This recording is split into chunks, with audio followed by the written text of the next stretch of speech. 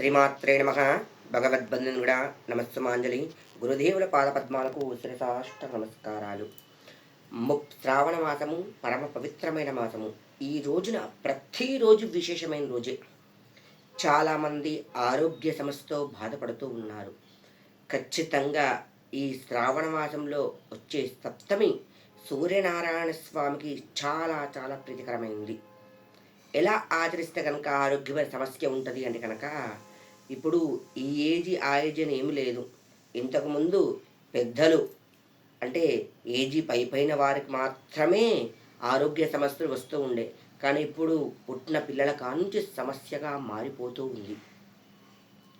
కావున ఎలా ఆచరించాలి, ఏ రోజు ఆచరించాలి అంటే కనుక 31వ తారీఖు 7వ నెల 2025 గురువారం సప్తమి. గురువారం సప్తమి చాలా చాలా ప్రత్యేకమైంది. 7 నుండి 11 రోజుల పాటు చేయాలి. ఎలా చేయాలని కనుక, ప్రాతకాలంలో సూర్యోదయం మునిపే కనీసం 5 గంటల వరకు నిద్ర లేచి గృహమంతా శుభ్రపరచుకొని స్నానం చేసుకోవాలి. స్త్రీలైతే ఖచ్చితంగా తలస్నానం చేయాలని రూల్ ఏం లేదు. మామూలు కంఠ స్నానం చేసుకొని సరిపోతుంది అనమాట. చేసుకొని ఒక రాగి పాత్ర నందు, రాగి చెంబు నందు కొద్దిగా గంధము, పసుపు, కుంకుమ, తెల్లని అక్షంతలు, ఎర్రని పుష్పాన్ని వేసి సూర్యనారాయణ స్వామికి అర్ఘ్యం ఇవ్వండి. అంటే ధారగా నీళ్లు పోస్తూ ఉండండి. ఎందుకంటే మీరు అప్పటికి గృహం నందు దీపారాధన జరిగిపోయి ఉండాలి. పెట్టిన తర్వాతనే బయట సూర్యునికి అర్ఘ్యం ఇవ్వాలన్నమాట. ఇచ్చేటప్పుడు ఓం శ్రీ ఆదిత్యాయ నమః, ఓం శ్రీ ఆదిత్యాయ నమః. అంతేకాకుండా ఆదిత్య హృదయం చదవచ్చిన వాళ్ళు చదవండి, లేకుండా ఇంకా యూట్యూబ్లలో వస్తుంది కదా, అది విన్నా పర్వాలేదు. ఇలా 11 రోజులు ప్రాతకాలం చేయండి. అర్ఘ్యం ఇచ్చిన తర్వాత సూర్యనారాయణ స్వామికి ఆవు నెయ్యితోని ఒక గుండు తీసుకోండి. గుండు తీసుకొని నెయ్యిలో నాన్పి ఒక ప్రమిదనందు పెట్టి హారతి ఇవ్వండి. 2 అగరబత్తులు వెలిగించండి. ఒక బెల్లం ఒక నైవేద్యం పెట్టేసి అక్కడ పెట్టేయండి. తర్వాత ఏం చేస్తారు కనుక, మీరు తినే అన్నం ఉంటుంది కదా, ఒక ముద్ద మొత్తం అన్నీ కలిపి తీసి ఒక ముద్ద చేయండి.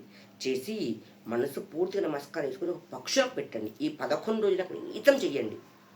మీరు ఒకవేళ కనుక గృహం నందు కుదరలేదు, మీరు బయటకి ఎక్కడ ఫంక్షన్కి వెళ్ళవలసి వచ్చింది, ఇంకెక్కడ ఆరోగ్య సమస్యని ఇంకెక్కడ వెళ్ళవలసి వచ్చింది, కనుక బయటకు వెళ్ళవలసి వచ్చింది, అక్కడైనా సరే పెట్టిన పక్షంలో తీసి పక్కన పెట్టి తినండి. కానీ ఏమి చేసినా చెయ్యకున్నా సరే సూర్యనారాయణ స్వామి అర్ఘ్యం ఇవ్వండి.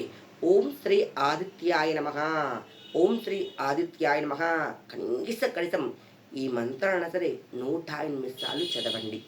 అంతేకాకుండా మీకు ఏదైనా సరే సమస్యతో బాధపడుతూ ఉన్నారనుకో, నా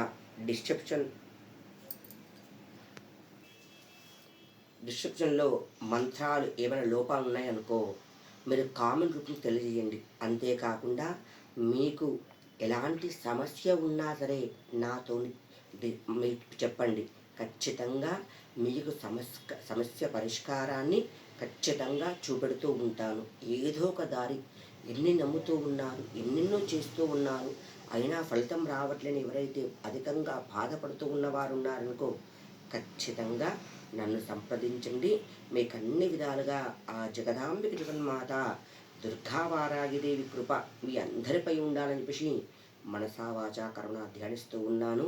ఆ జగదీశ్వరి యొక్క కృప ఎవరిపై ఉంటుందో ఖచ్చితంగా మీకు అన్ని విధాలుగా జయం సాధిస్తూ ఉంటారు.